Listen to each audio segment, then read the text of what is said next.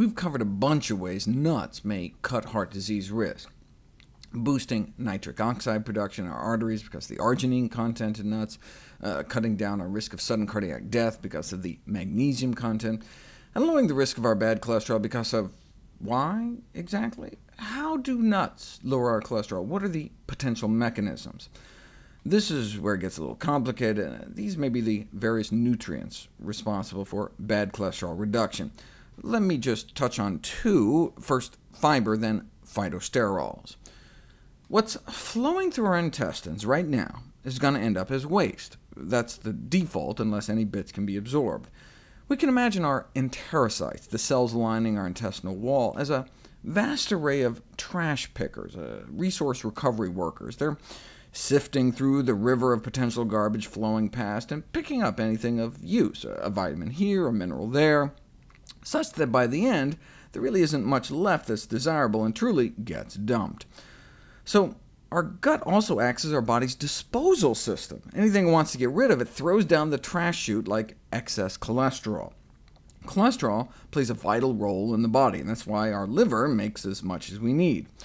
But if our liver feels there's too much cholesterol circulating around, it dumps the excess into the gut to get rid of it, knowing full well there'll be an ever-flowing torrent to flush it out to sea.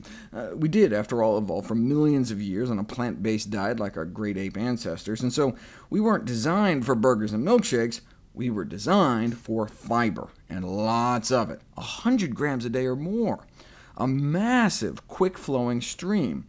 And so when our body throws some cholesterol down the trash chute, it knows it's going to zip right out. But what if our river dries up? Just a slow trickle of sludge because we're not eating enough whole plant foods. We still have the same number of trash pickers, but the volume and speed of the flow is way down on a fiber-deficient diet. So they're finding all sorts of stuff that otherwise would have been lost. So they're picking back up estrogen that our body dumps, cholesterol, and putting it back into our system. It's like you litter, and someone comes by and picks it up and says, excuse me, did you drop that? Fiber bulks up the flow, speeds it up, and dilutes everything, so lots of stuff may never even make it to the banks of the intestinal river to be picked up and inappropriately saved.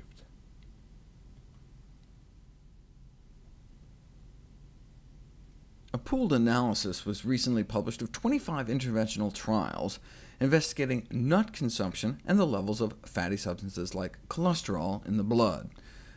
Here are the results of 4 of the best studies of nut consumption and risk of death from heart disease. Compared to eating no nuts at all, this is the associated drop in risk of death eating nuts once or twice a month, about once a week, a couple times a week, and then almost every day. We're talking about cutting the risk of our #1 killer in half with one simple, delicious dietary change, adding nuts to our daily diet. Part of this is from nuts' uncanny ability to lower bad cholesterol, and the worse off you are, the better it works. It's not like nuts just cuts your cholesterol a set percentage from wherever you start from. If your LDL starts out under 130, and we'd really like to see it about half that, then eating nuts lowers LDL about 3%, but start out in the mid-100s, and nuts work twice as hard.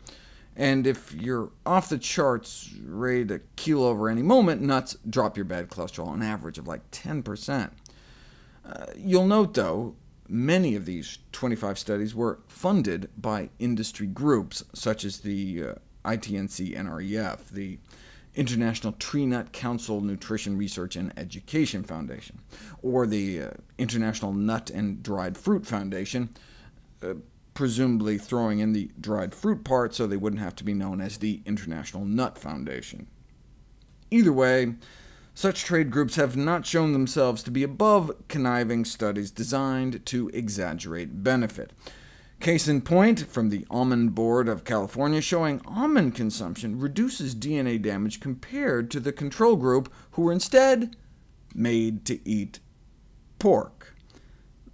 This is a classic drug company trick, right? Comparing your product to something you just know is gonna bomb. And lo and behold, in summary, Consuming a diet containing 84 grams a day of almonds for 4 weeks decreased oxidative stress in young male smokers. Yeah, compared to pork.